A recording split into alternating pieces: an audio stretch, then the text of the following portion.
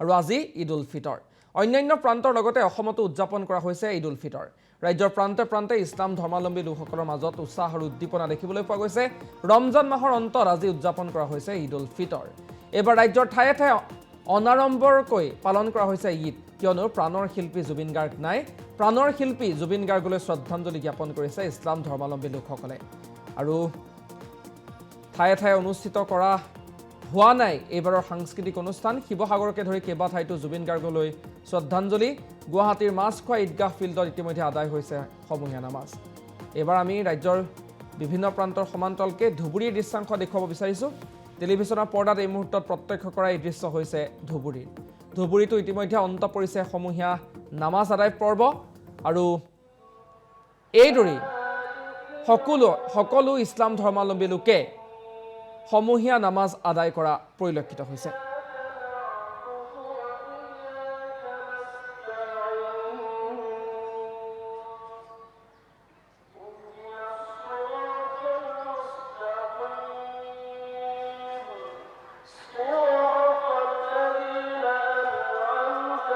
সকলোকে আজি পবিত্ৰ ঈদ উল ফিতৰৰ শুভেচ্ছা জনাইছোঁ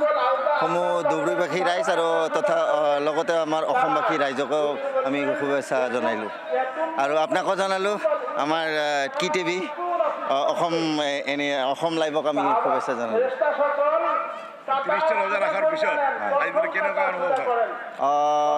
সেইটো মানে ক'ব পৰা নাই কেনেকুৱা লাগিব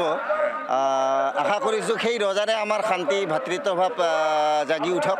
আমি সেইটোৱে আশা ৰাখিছোঁ অসমবাসী ৰাইজৰ আমাৰ লগতে ভাতৃত্বভাৱটো সেইটোৰ কাৰণে আমি মানে মেইনলি ৰাখিছোঁ আজি ভাল লাগি আছে ঈদৰ নামাজ পঢ়িব আহিছোঁ খুব আনন্দ লাগি আছে মনটো ভাল লাগি আছে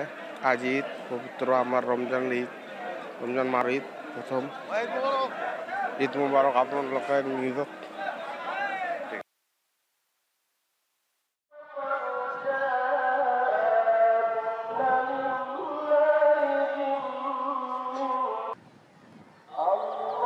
নাওবৈচাৰ দৃশ্যাংশ দেখুৱাব বিচাৰিছোঁ নাওবৈচাটো এইদৰেই সমূহীয়া নামাজ আদায় কৰিছে এইসকল ইছলাম ধৰ্মাৱলম্বী লোকে ৰমজান মাহৰ অন্তত আজি উদযাপন কৰা হৈছে ঈদ উল ফিতৰক লৈ ৰাজ্যৰ প্ৰান্তে প্ৰান্তে ইছলাম ধৰ্মাৱলম্বী লোকসকলৰ মাজত এতিয়া উৎসাহ দেখিবলৈ পোৱা গৈছে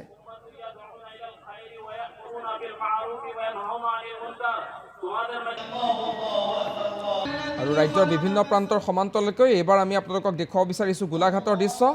গোলাঘাটতো একেই পৰিৱেশ বিৰাজ কৰা পৰিলক্ষিত হৈছে নুমলীগড়ত কিদৰে উদযাপন কৰা হৈছে ঈদ সেই পৰিৱেশটো আমি দেখুৱাব বিচাৰিছোঁ নুমলীগড়ৰ কানাইঘাট জামে মছজিদৰ পৰা আমাৰ সতীৰ্থ সাংবাদিক ৰূপমজ্যোতি শইকীয়াই আপোনালোকক দেখুৱাব পৰিৱেশ চাওক পবিত্ৰ ৰমজান মাহৰ ৰোজাৰ অন্তত ঈদ উল ফিতৰক লৈ এতিয়া দেখিবলৈ পোৱা গৈছে ব্যাপক উৎসাহ উদ্দীপনা আৰু যিহেতু মই এই মুহূৰ্তত উপস্থিত আছোঁ নুমলীগড়ৰ যি পাৰ্শ্বৱৰ্তী কানাইঘাট জামে মছজিদৰ পবিত্ৰ প্ৰাংগণত এই মুহূৰ্তত উপস্থিত আছোঁ আৰু মোৰ সহযোগীয়ে দেখুৱাব সামগ্ৰিক পৰিৱেশ এনেধৰণে ৰাজ্যৰ বিভিন্ন প্ৰান্তৰ লগতে নুমলীগড়ৰ বিভিন্ন মছজিদ তথা ঈদগাহ মৈদানত এনেদৰে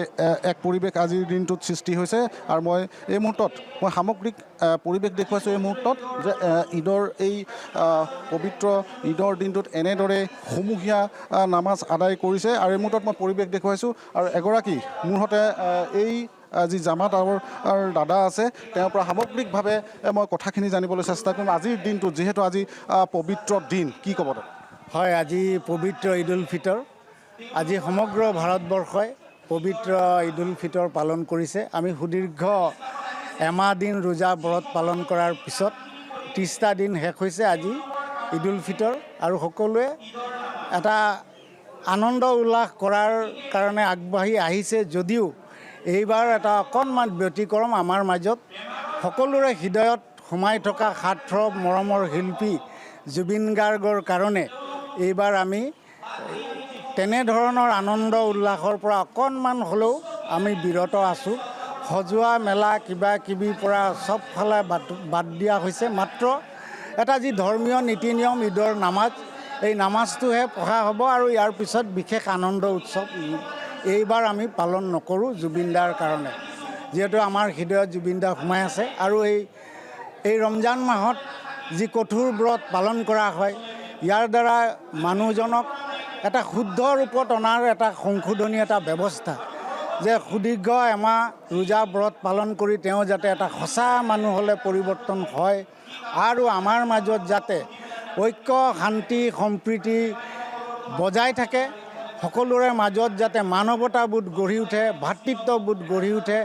এই লক্ষ্য উদ্দেশ্য আগত ৰাখি আমি সকলোৱে ঈদ পালন কৰিছোঁ। সকলোকে শুভেচ্ছা জনোৱাৰ লগতে আমি আল্লাহৰ ওচৰত দোৱা কৰিছোঁ আৰু বিশেষকৈ অসম লাইভ সকলো বিষয়ববীয়া কৰ্মকৰ্তালৈ আমি ঈদ উল ফিতৰৰ শুভেচ্ছা জনালোঁ আৰু ইয়াৰ যোগেদি এই চেনেলৰ আমি উজ্জ্বল ভৱিষ্যত কামনা কৰিছোঁ আৰু ইয়াৰ যোগেদি সকলো অসমবাসীলৈ আমি এটা শান্তিৰ বাৰ্তা প্ৰেৰণ কৰিব খুজিছোঁ যাতে সকলোৰে মাজত ভাতৃত্ববোধ হিংসা পৰিহাৰ কৰক আৰু আমি যে একে মানুহ সেই কথাটো যাতে সকলোৰে মনত সৃষ্টি হয় তাৰ কামনা কৰিলোঁ। ধন্যবাদ। নিশ্চয়কৈ এনেদৰে এতিয়া বিশ্ব শান্তি তথা মংগলৰ কাৰণে এই ঈদৰ দিনটোত এনেদৰে এতিয়া সমূহীয়া নামাজ আদায় কৰা পৰিলক্ষিত হৈছে আৰু যিহেতু 6টা মাহৰ অন্তত জুবিন গাৰ্গবিহীন এইটো প্ৰথমটো ঈদ আৰু এনেদৰে তেওঁলোকে আটক ধুনীয়াকৈ এই যি মছজিদৰ প্ৰাংগণ নহজায় আজিৰ দিনটোত এনেধৰণে সম্পূৰ্ণ পৰম্পৰা ৰক্ষা কৰি এনেদৰে তেওঁলোকে এই যি ঈদৰ দিনটোত ঈদ উল ফিতৰৰ দিনটোত তেওঁলোকে আজি পালন কৰিছে বুলি ক'ব লাগিব এই মুহূৰ্তত। আৰু মই সামগ্ৰিকভাৱে নুমলীগড়ৰ এই যি কানাইঘাট জামে মছজিদৰ প্ৰাংগণৰ পৰা পৰিৱেশ দেখুৱাবলৈ চেষ্টা কৰিলোঁ প্ৰতিগৰাকী অসম লাইভ 24ৰ দৰ্শকসকলক। আৰু আমি আপোনালোকক নুমলীগড়ৰ পৰা পৰিৱেশ দেখুৱালোঁ আমাৰ সতীৰ্থ ৰূপমজ্যোতি শইকীয়াৰ জৰিয়তে। এইবাৰ আমি বিশ্বনাথৰ দৃশ্যাংশ আপোনালোকক দেখুৱাব বিচাৰিছোঁ।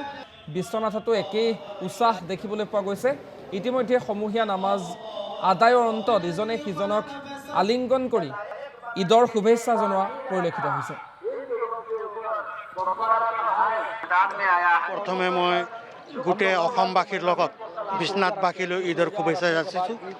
আৰু আমি ধৰি লওক এক মাহ ৰোজা ৰাখি আমি আজি ঈদ পালন কৰিম আৰু ঈদৰ নামাজ ইয়াত আদায় কৰিম। গতিকে আৰু আমি চাবাব সংঘৰ তৰফৰ পৰা ধৰি লওক ইয়াত সকলোকে চহীৰ ব্যৱস্থা কৰোঁ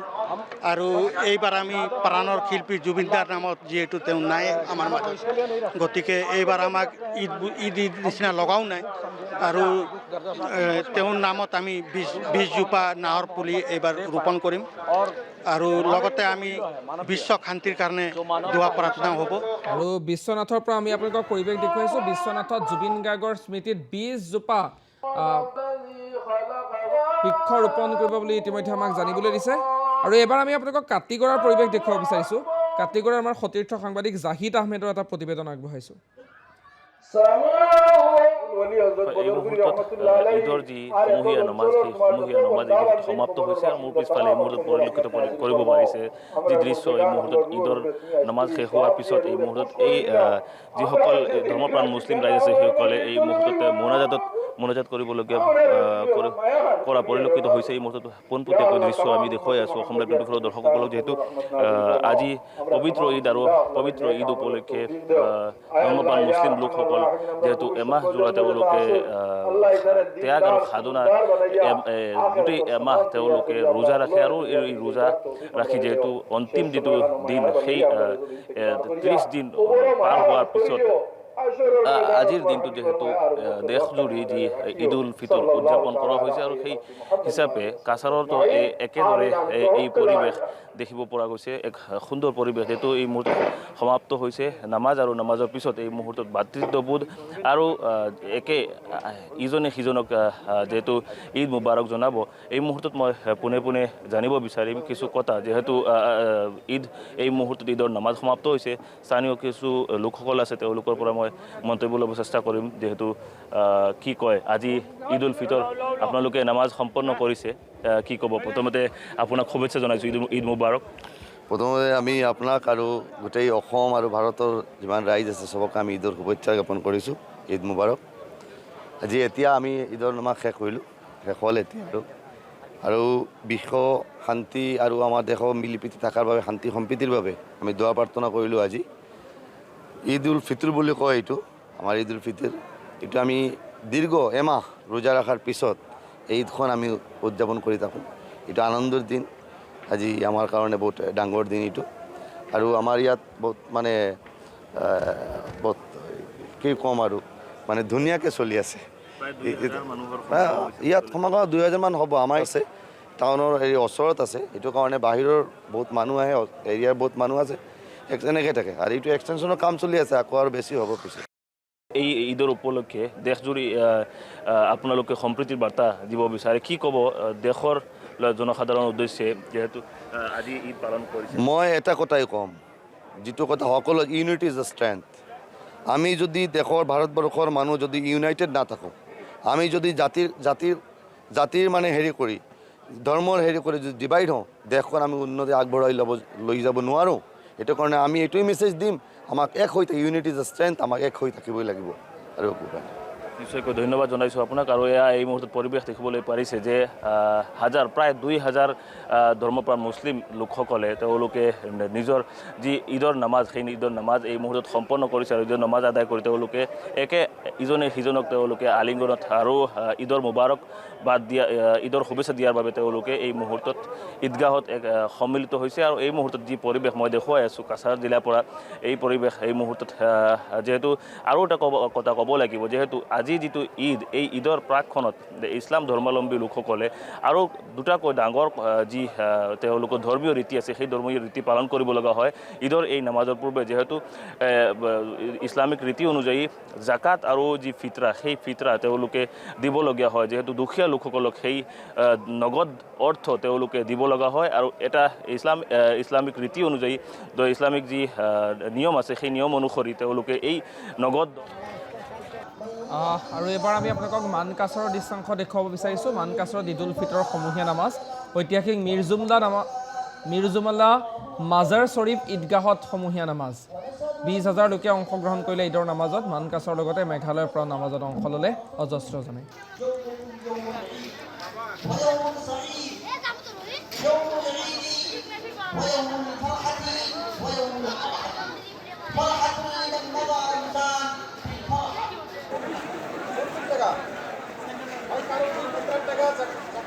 বাকি আছে